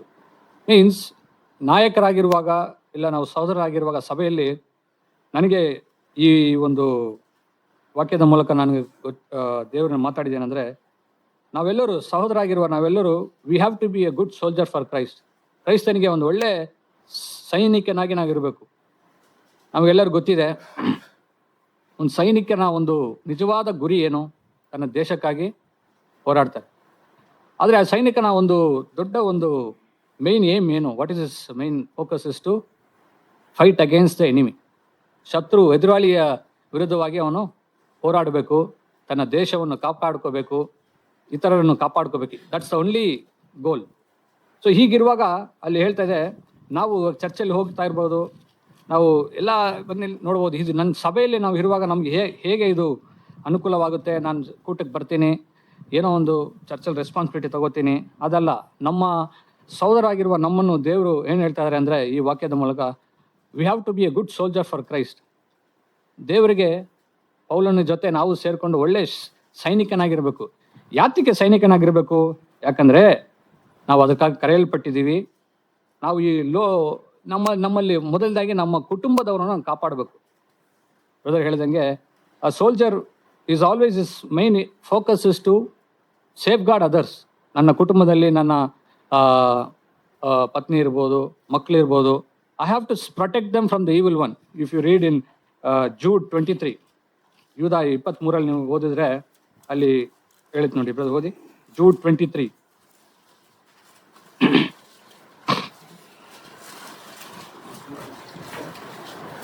ಅವರನ್ನು ಬೆಂಕಿಯ ಬಾಯೊಳಗಿನಿಂದ ಎಳಕೊಂಡು ರಕ್ಷಿಸಿರಿ. So we have to snatch people out of the fire. People means ಯಾರು? ಮೊದಲದಾಗಿ it starts with my home. ನನ್ನ ಮನೆಯಲ್ಲಿ I have to be an encourager to my wife, I have to be encourager to my children. ನನ್ನ ಮಕ್ಕಳಿಗೆ, ನನ್ನ ಮನೆಯಲ್ಲಿರುವ ನನ್ನ ಹೆಂಡತಿಗೆ ನಾನು ಪ್ರೋತ್ಸಾಹ ಮಾಡಿ ಅವ್ರಿಗೆ ಏನೇನೋ ಒಂದು ಲೋಕದ ಆಲೋಚನೆಯಲ್ಲಿ, ಲೋಕದ ಚಿಂತೆಯಲ್ಲಿ Satan is train to snatch them. ಆ ಒಂದು ಬೆಂಕಿಯಲ್ಲಿ ಇರುವವರನ್ನು ನಾವು ತರಬೇಕು. ಅದು it is our responsibility as a soldier, good soldier for Christ, as a brothers. So ಮೊದಲನೇದಾಗಿ ಯಾವಾಗಲೂ ನೋಡಿದ್ರೆ ಒಂದು ಸೈನಿಕನು first and foremost thing is he has to protect others. ಬೇರೆಯವರು ಇತರರನ್ನ ರಕ್ಷಿಸಬೇಕು.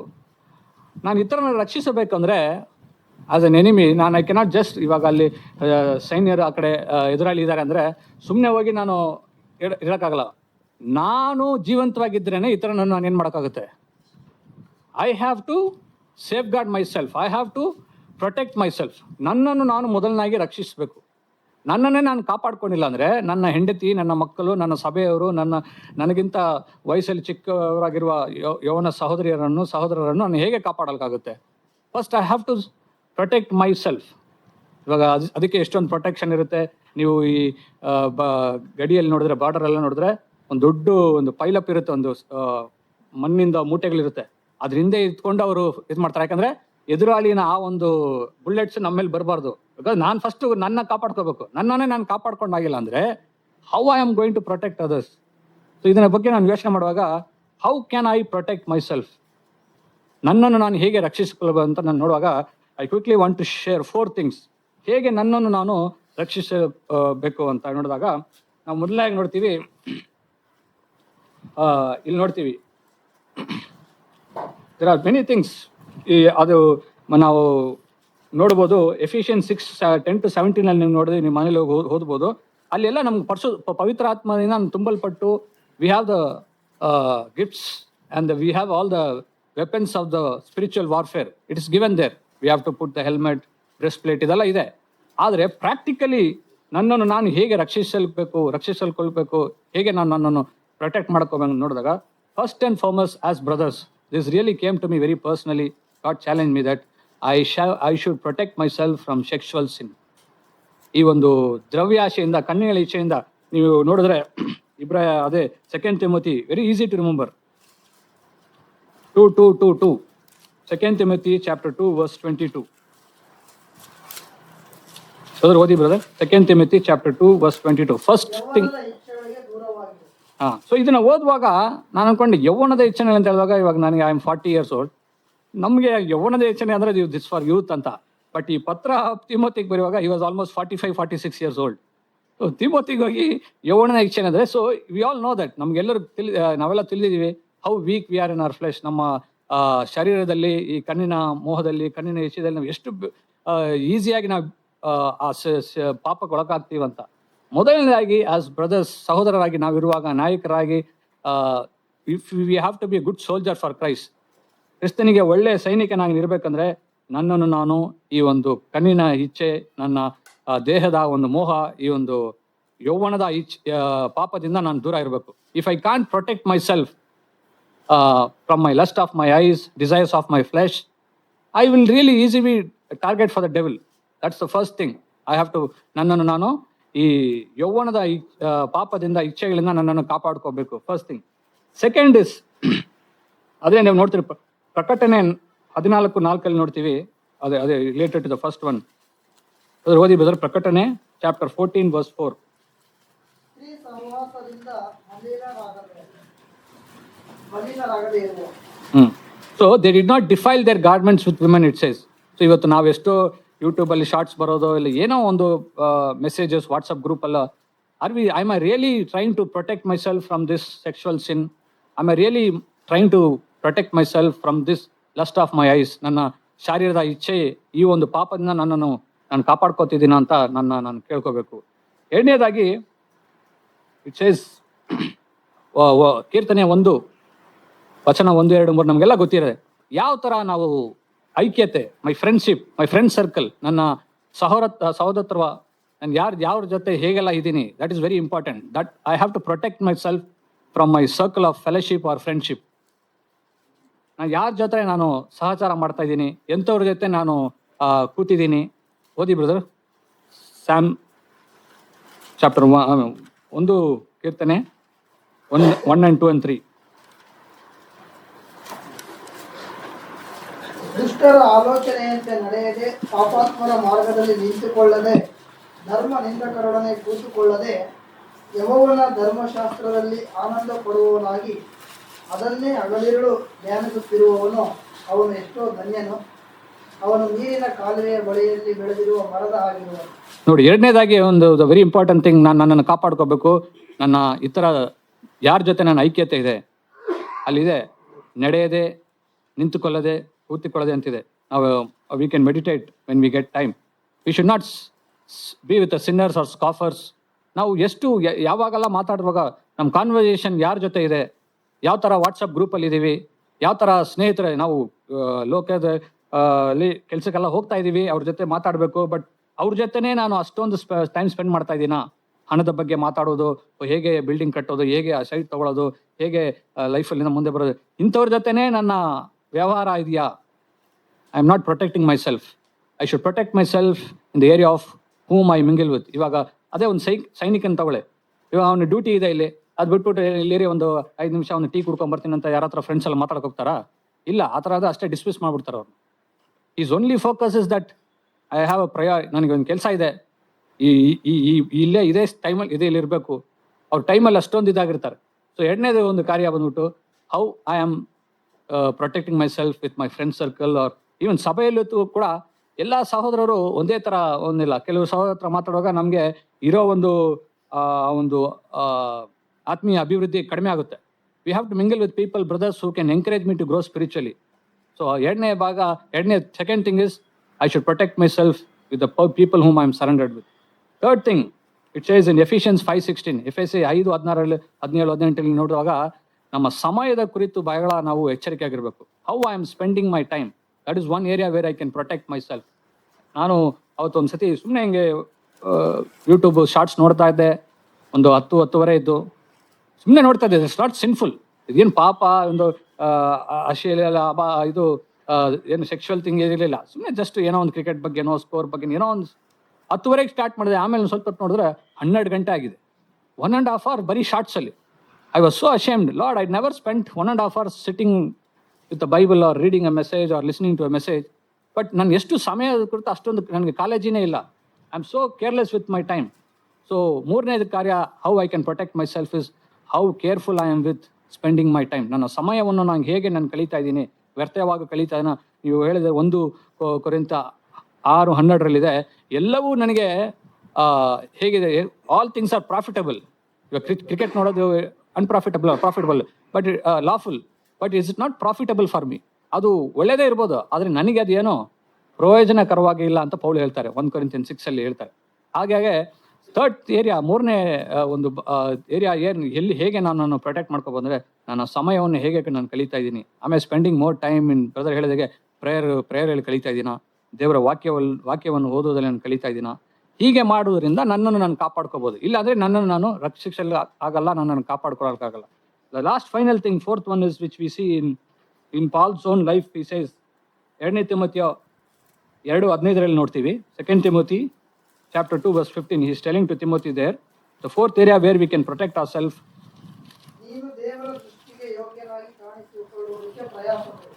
ದೇವರ ದೃಷ್ಟಿಗೆ ನಾವು ಜೀವನ ಮಾಡೋದು, living only for the approval of god. Especially ಸಭೆಯಲ್ಲಿ ನಾವು ಇರುವಾಗ ಹಿರಿಯ ಸಹೋದರರು, ನಾಯಕರು, ಎಲ್ಡರ್ಸು, ಅವರು ನಮಗೆ ಅಪ್ರೂವಲ್ ಕೊಡಬೇಕು, ಅವರು ನಮಗೆ ಮೆಚ್ಚುಗೆಯಾಗಿ ಮಾತಾಡ್ಕೋಬೇಕು ಅಂತ ಅನೇಕ ಸತಿ ನಾವು ಏನೋ ಮಾಡ್ತಾ ಇರ್ತೀವಿ. We might not be protecting our self. One area where I have to protect myself is living before God's approval. ದೇವರ ಮುಂಚೆ, ದೇವರು ನನ್ನನ್ನು ನೋಡಿ, ನನ್ನ ಆಂತರಿಕ ಜೀವನವನ್ನು ನೋಡಿ, ಯಾರು ನೋಡದೆ ಒಂದು ನನ್ನ ಜೀವನದ ಭಾಗವನ್ನು ನೋಡಿ ದೇವರು ಹೇಳಬೇಕು, is faithful in is secret life, is faithful in is time. ತನ್ನ ಸಮಯವನ್ನು ಹೇಗೆ ಕಳೀತಾನೆ ಅಂದರೆ ನನಗೆ ಗೊತ್ತಿದೆ, ಅವನು ಉತ್ತಮವಾದ ಒಂದು ಸೈನಿಕನಾಗಿದ್ದಾನೆ ಅಂತ ದೇವರು ನನಗೆ ಮೆಚ್ಚುಗೆಯಾಗಿ ಹೇಳಬೇಕು ಹೊರತು, if I don't live before the approval of God I cannot protect myself. ಇದೆಲ್ಲ ನಾವು ಪ್ರಾಕ್ಟಿಕಲ್ ಥಿಂಗ್ಸ್. ನಾನು ಇದು ಯೋಚನೆ ಮಾಡ್ತಾ ಇರುವಾಗ ಇದೆಲ್ಲ ನಾವು 4 things what I shared was day to day, every day practical life. Whatever I do, ನಾನು ಏನೇ ಮಾಡಿದ್ರು ಸಭೆಯಲ್ಲಿ, ಏನೇ ಕಾರ್ಯ ಮಾಡೋಕ್ಕೋದ್ರು, I my try to please other brothers and sisters in the church. But ನಾನು ದೇವರ ಎದುರೇ ಒಂದು ಅಪ್ರೂವಲ್ಗಾಗಿ ನಾನು ಜೀವನ ಮಾಡಬೇಕು.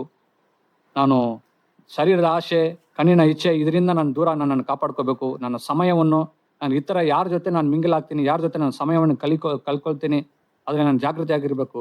ಹೀಗೆ ನಾನು ಇರುವಾಗ ದೇವರು ನನಗೆ ಆ ಒಂದು ಕೀರ್ತನೆಯಲ್ಲಿ ನೋಡಿದಾಗ, will be A man who was planted on the river side. ನಾವು ಫಲ ಕೊಡ್ತೀವಿ. ಒಂದು ಏನಿಲ್ಲ ಅಂದರೆ ಇದೆಲ್ಲ ನಮ್ಮ ಶಕ್ತಿಯಿಂದ ಆಗಲ್ಲ, ಪವಿತ್ರ ಆತ್ಮನ ನಮ್ಗೆ ತುಂಬ್ತಾರೆ. Acts 1:8 ಹೇಳಿದಾಗೆ ಆ ಒಂದು ಪವಿತ್ರ ಆತ್ಮನ ಬಲದಿಂದ ನಾವು ಇದೆಲ್ಲ ಸಾಧ್ಯವಾಗುತ್ತೆ. ನನಗೆ ಒಂದು ಒಳ್ಳೆ ಇತ್ತೀಚೆಗೆ ನನಗೆ ಬಂದ ಒಂದು ಒಳ್ಳೆ ಪ್ರಾಮಿಸ್, Romans chapter 16:20 ತುಂಬ ನನಗೆ ಒಂದು ಪ್ರೋತ್ಸಾಹ ಮಾಡಿತು. God of piece will crush Satan under your feet. ನನ್ನ ಕಾಲ್ ಕೆಳಗಡೆ ಸೈತಾನನು ಏನು ಮಾಡಿದ್ರು, ದೇವ್ರು ಏನು ಮಾಡ್ತಾರೆ, ಸೈತಾನನು ತುಳಿತಾರೆ. ದೇವರ ಕಾಲಲ್ಲಿ ಸೈತಾನ್ ತುಳಿಯೋದು ಅದು ಇಟ್ಸ್ ಈಸಿ. ಅದು ನಿಜ ತಾನೇ, ಅದೇನು. But God says soon you will crush Satan. What a wonderful promise. ಎಂಥ ಒಂದು ಅದ್ಭುತವಾದ ಒಂದು ವಾಗ್ದಾನ ಇದೆ ನೋಡಿ. ಬಟ್ ನಾವು ಬ್ರದರ್ ಹೇಳಿದಂಗೆ ನಾವೆಲ್ಲ ನಾಯಕರಾಗಿರುವಾಗ ಸಭೆಯಲ್ಲಿ ಮಾತ್ರ ಅಲ್ಲ, ನಿಜವಾದ ನಮ್ಮ ವೈಯಕ್ತಿಕ ಜೀವಿತದಲ್ಲಿ ನಾವು ದೇವರಿಗೆ ಮುಂಚೆ ದೇವರಿಗೆ ಮೆಚ್ಚುಗೆಯಾಗಿ ಜೀವನ ಮಾಡಿದಾಗ ನಮ್ಮನ್ನು, ನಮ್ಮ ಕುಟುಂಬದವರನ್ನು, ನಮ್ಮ ಮಕ್ಕಳನ್ನು ನಾವು ಕಾಪಾಡ್ಕೋಬೋದು. ಹಾಗೆ ನೆಕ್ಸ್ಟ್ ಸರ್ಕಲ್ ಇಸ್ ಬ್ರದರ್ ಹೇಳಿದಂಗೆ ನಮ್ಮ ಸಭೆಯಲ್ಲಿರುವವರನ್ನು ನಾವು ಕಾಪಾಡ್ಕೋಬೋದು, ಅವ್ರಿಗೆ ನಾವು ಪ್ರೋತ್ಸಾಹ ಮಾಡ್ಬೋದು, ನಮ್ಮ ಜೀವಿತದ ನಿಮಿತ್ತ ಅವ್ರಿಗೆ ನಾವು ಒಂದು ಮಾದರಿಯನ್ನು ತೋರಿಸ್ಬೋದು. ಇದು ದೇವ್ರಿಗೆ ನನಗೆ ಮಾತಾಡಿದ್ರು. ಈ ವಾಕ್ಯ ದೇವರು ನಮಗೆ ಜೀವಿತದಲ್ಲಿ ನಿಜವಾಗಿ ಮಾಡಲಿ. ಆಮೇಲೆ